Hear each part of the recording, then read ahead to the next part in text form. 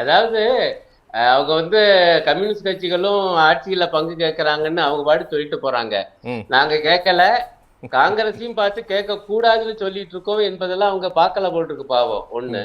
ரெண்டாவது காங்கிரஸை பத்தி சொன்னாங்க. அவங்க நேத்து போட்டிருக்க தீர்மானம் திமுக கூட்டணியில தான் இருக்கும், அதுக்கு எதிராக பேசக்கூடாதுன்னு அவ்வளவு பேர் சேர்ந்து தீர்மானமே போட்டிருக்காங்க. அதையும் முன்னாள் காங்கிரஸ்காரம்மா அவங்க எல்லாம் பார்த்துருப்பாங்க நினைச்சு அதையும் அவங்க பார்க்கல போட்டிருக்கு. ஆகவே எங்க கூட்டணியில ஒண்ணும் குழப்பம் இல்லை. ஆனா நான் அவங்கள பார்த்து என்ன கேட்க விரும்புறேன், ஏங்க எடப்பாடியார் தெளிவா சொல்றாரு, தனது தலைமையில் அதிமுகவின் தனி பெரும்பான்மை ஆட்சி அமையும்னு.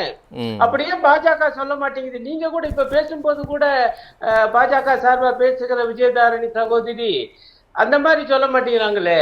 என்டிஏ கூட்டணி ஆட்சி அல்லது திமுக ஆட்சியை வீழ்த்துவோம் தான் சொல்றாங்களே ஒழிய அதிமுக தனி பெரும்பான்மை பெறும் வருகிற தேர்தலில் அப்படின்னு எங்க ஒரு வாக்கியம் சொல்லலையே. அப்போ உங்க கூட்டணியில அடிப்படையிலே குழப்பம், இதெல்லாம் மக்களுக்கு தெரியும். ஆகவே வருகிற தேர்தலில் பாஜகவினுடைய இந்த அதிமுக கூட்டணி கண்டிப்பாக படுதோல்வி அடையும். சரி, விஜயதரணி மேடம் எதுவும் சொல்ல விரும்புறீங்களா? நிறைவாக சுருக்கமா. அதாவது அவங்க கூட்டணியில் இருக்க ஓட்டையை பார்க்க மாட்டேங்கிறாங்க. இவ்வளவு பிரச்சனை நடந்துகிட்டு இருக்கு, அதெல்லாம் தீர்வாகல.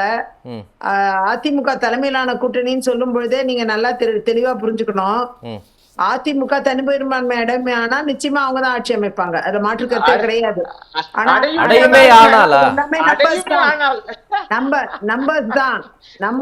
நம்பர்ஸ் வரத பொறுத்து தான் ஒரு ஆட்சி அமையறத பத்தி அப்புறம் தான் பாக்கணுமே தவிர இப்ப கணிக்க வேண்டிய அவசியம் இல்ல. நாங்க காங்கிரஸ் மாதிரியோ இல்ல கம்யூனிஸ்டுகள் மாதிரியோ எங்களுக்கு ஆட்சியில பங்கு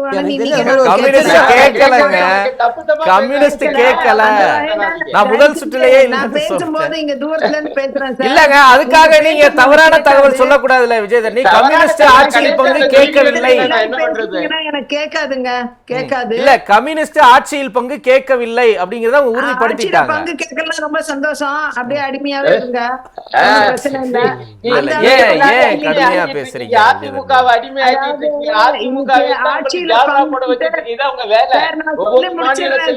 கட்சிகளை அடிமையாக்குறது நீங்க தான், நாங்க யாரும் கிடையாது.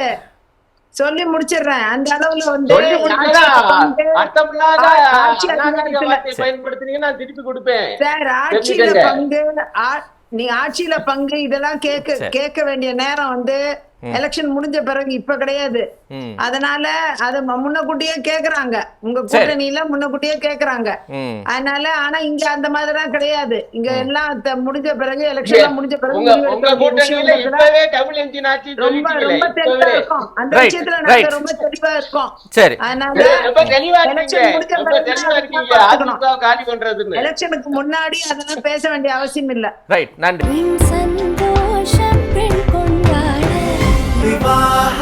மணப்பெண்ணின் பிரத்யேகமான திருமணம் விவாஹா தி சென்னை சில்க்ஸ்.